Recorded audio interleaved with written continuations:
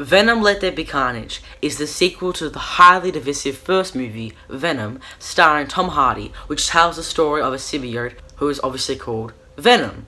Now, this movie came out around 2 months ago, but I've been very busy, and I haven't really had the chance to actually, review this movie until today, and I only saw it, 3 days ago, so yeah, sorry about the long wait.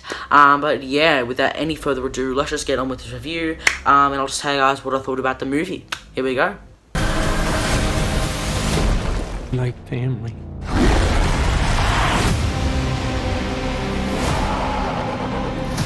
Now, before I actually get into the review, and I feel like such a YouTuber for saying this, but if you're new to the channel, be sure to subscribe. Yeah, and obviously this is a spoiler review, so if you haven't seen the movie, and you do care about spoilers, then go to the cinemas or just watch it on VOD and then come back to this video, or if you don't care about spoilers or you have seen the movie, then continue watching. But yeah, without any further ado, let's just get on with the first section in this video, which is the good stuff. Here we go.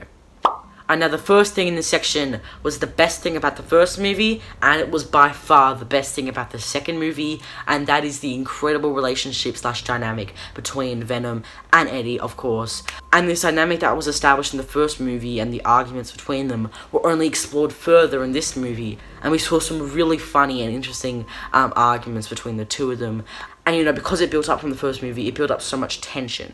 In the first movie, we saw at first, they didn't really like each other, they were very confused. But then towards the end of the movie, Eddie obviously says, Plus, I'm starting to like you. And so this movie already picks up with them knowing each other, and now, they're more friendly with each other, but at the same time, Eddie's still trying to train Venom to not, eat people's head off, Great character development, and, use and eat other things like meat, which the vegan teacher wouldn't approve of. I was literally thinking about her throughout the entire movie when they were eating a chicken or something. I was like, yeah. Anyways, so yeah, so you have these arguments, and then of course we have the incredible scene in the apartment where Eddie's like, "You are a reject! You are a pariah!" I love that scene. And then Venom goes, "Get out of my apartment," and he's like, "It's actually my apartment." That scene was hilarious. I loved it so much. And it was really cool to see the ways in which Eddie could somehow fight himself using the symbiote, if that makes sense. I don't really know. That was really awesome. And, Venom also has that motivation of, wanting to break free from the control, because he feels like Eddie's so controlling over his life and tells him not to do this and not to say this and all that sort of stuff. And then he breaks free, and then we have that storyline, which I get to later on in this video, because I didn't really like that section. But yeah, I did like the actual motivation that they set up earlier on in this movie. And yeah, this relationship between the two of them creates a lot of humour and just a positive, uplifting, hilarious tone in general. But it also is kind of balanced out with some serious dark moments with Carnage and his backstory, and just the fight scenes later on in the movie, and Dan being choked and stuff. I mean, those scenes were quite dark and dramatic, but it is balanced out with an incredible relationship between the two of them. When the initial review for this movie came out, everyone was saying it was so much wackier than the first, and they were saying if you love the first one, you'll love the second one, or if you didn't like the first one, you won't like this one. So I was really expecting an overly the top, completely leaning into comic book aspects and stuff, and just be really, really cheesy. It wasn't that bad. I mean, it was pretty much on the same level as Venom, the first one, to be honest. But, even the first one, I was surprised about how much there wasn't really many funny jokes. Or maybe I'm just humorless and I don't like any jokes. But anyways, and also, obviously, the very highly anticipated Carnage villain in this movie, his relationship with Eddie was also very, very good. And I really liked that motivation of, Eddie would try set him up to kill him and be, murdered in the prison and stuff, so he has his vendetta against him. And then, keeps on bringing back Eddie throughout the entire movie and writing this clue, which Eddie goes to see on the tree and stuff. And then, of course, you have that really good scene where they show his backstory and how he murdered his mother and grandmother or something, which was very, very dark. And I was like, wow, okay. That scene was really, really cool. Although how, Cletus actually got, the Carnage symbiote in him was kind of stupid. He just bit Eddie. But, whatever.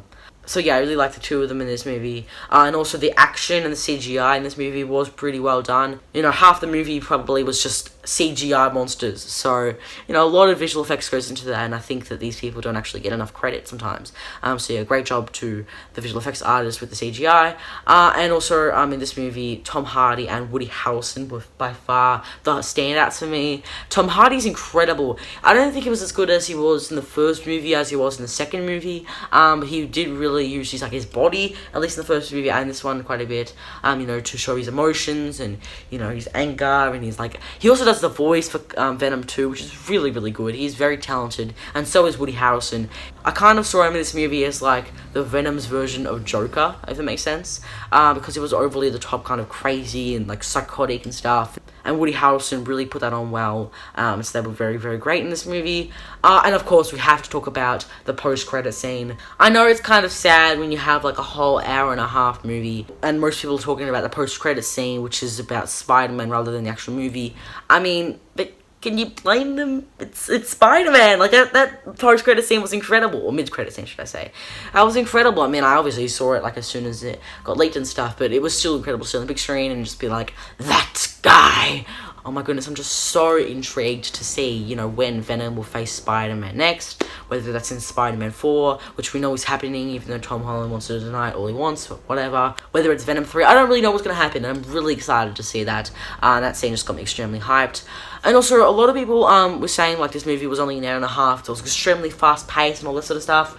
Didn't really get that vibe. I mean, I thought, you know, this movie doesn't really have to have, you know, 3 hours length, you know, that's not establishing that much, like, I don't know, Eternals or Endgame or something. I mean, it's just a fun little popcorn flick, and so, you know, an hour and a half kind of suits that, and didn't really need to do much further establishing of characters, other than maybe, like, Shriek, which I'll get to later on in this video. So, yeah, pacing was good, and I didn't really see a problem with it. But yeah, that's everything in this section. Let's move on to the next section, which is the mixed stuff. Here we go.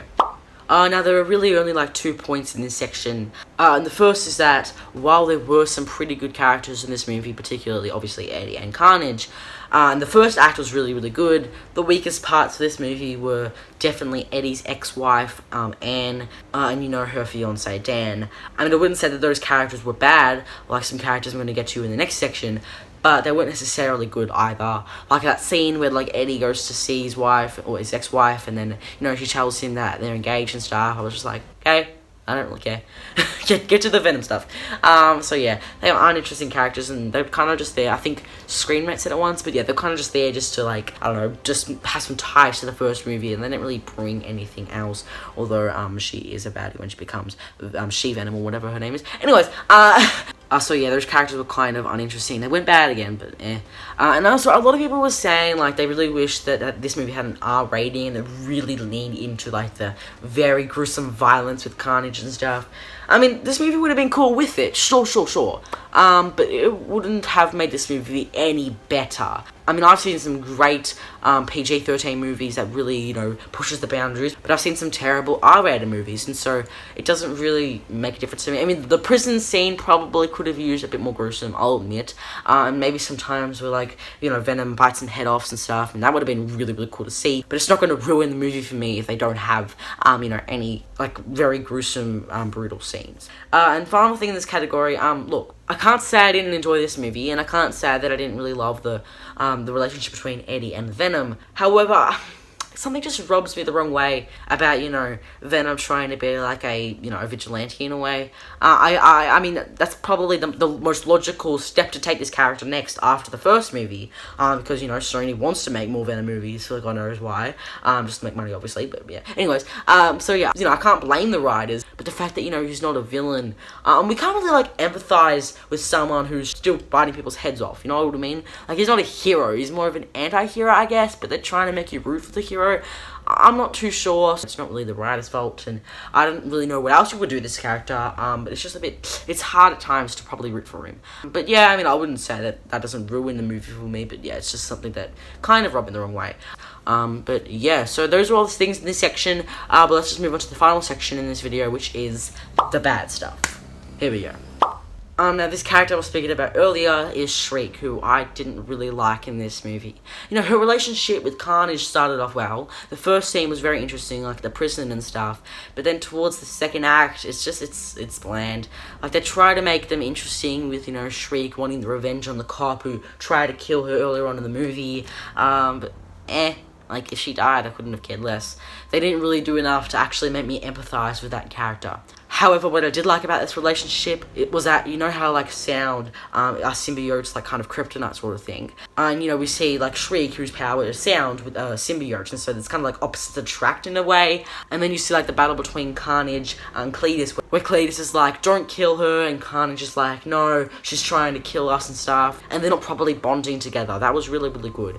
So, yeah, I liked that, but the actual, like, chemistry and the actual story between the two of them, whatever. And there was one particular scene that I really didn't like, and that was the scene with Venom at the club. It really felt out of place, and it just completely ruined the momentum of the movie for me. Look, I entirely get what they were trying to do. You know, they were trying to show that Venom was now free from Eddie, and he was living a life that was happy and stuff, and he doesn't need Eddie and stuff. I get that, but, like, it kind of just, it ruined it, and just, Like, you know, you have this quite dramatic scene where, like, Carnage breaks free from the prison, and then you have that really good scene with a lot of suspense where Eddie's looking at the door waiting for, like, Carnage to appear or something. And then it just randomly just cuts to the club with Venom going, and I am the lethal protector, and Eddie can't stop me anymore, or something. That was the worst Venom impression ever, but, you know, whatever. I mean, I just didn't really like that scene, and I mean, maybe earlier on in the movie that would have been really, really good, but where it was placed probably was just so yeah, that's about it. Let's just get into the overall conclusion for this review. Here we go. In conclusion, in my opinion, Venom There Be Carnage was solid for the most part and was pretty entertaining. I think I'm probably in the minority that actually liked the first movie over the second one. And you can check out my review for the first one on my Letterboxd or on my Twitter and stuff. And I'm going to start putting my Letterboxd in the description too. I mean, so yeah, I like the first one more, but that doesn't mean that I didn't really like this one too.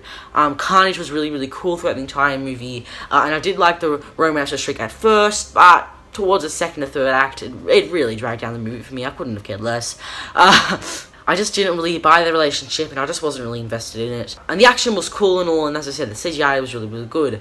And the relationship between Eddie and Venom was easily, I don't know why I did that dramatically, but whatever, easily the best part of this movie. And, you know, with Venom wanting to break free from Eddie's control, and Venom kind of got a storyline of his own, which I really appreciated.